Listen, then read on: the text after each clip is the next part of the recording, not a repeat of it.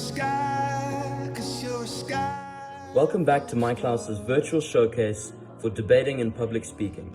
The next category is the declamation speech, which is the term used to describe the re-giving of a famous speech. The speaker will, drawing on masterful language and rhetoric, attempt to reproduce the original speech with all its power and meaning. The speeches could be any professional speech, public oration, eulogies, sermons, and much more. So without further ado, here is Reuben Baldry's declamation speech. This speech was performed by Barack Obama on the 20th of January 2017, at the end of his 8-year career as President of the United States of America. In many ways, this speech was his farewell to the American people. Over the course of these 8 years, I've seen the hopeful faces of young graduates and our newest military officers. I've mourned with grieving families searching for answers and found grace in a Charleston church. I've seen our scientists help a paralyzed man regain his sense of touch. I've seen our doctors and volunteers rebuild after earthquakes and stop pandemics in their tracks. I've seen the youngest of children remind us through their actions and through their generosity of our obligations to look after refugees or to work for peace, and above all, to look out for each other. So that hope that I placed all those years ago, not so far from here, in the power of ordinary American people to bring about change, that hope has rewarded itself in ways that I could not have possibly imagined.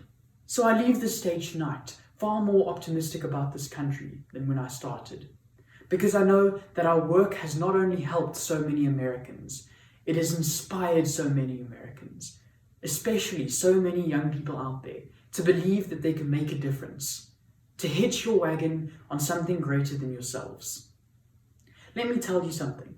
This generation coming up, unselfish, altruistic, creative, patriotic, you believe in a free and just and inclusive America. You know that constant change has been the hallmark of America, and know that it is not something to be feared, but something to be embraced. You are willing to carry this hard work of democracy forward. You will soon outnumber any of us, and as a result, I believe that our future is in good hands. My fellow Americans, it has been the honor of my life to serve you, and I will continue to do so. In fact, I will be right there with you as a citizen for the remainder of my days. But for now, whether you are young or whether you are young at heart, I have one final ask of you as your president.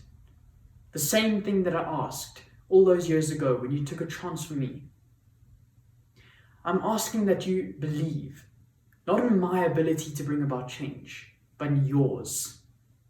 I'm asking you to hold close that faith written into our founding documents, that idea whispered by slaves and abolitionists, that spirit sung by immigrants and homesteaders and those who marched for justice, that creed reaffirmed by those who planted flags, from foreign battlefields to the surface of our moon, a creed that is present in the core of every American whose story is yet to be written.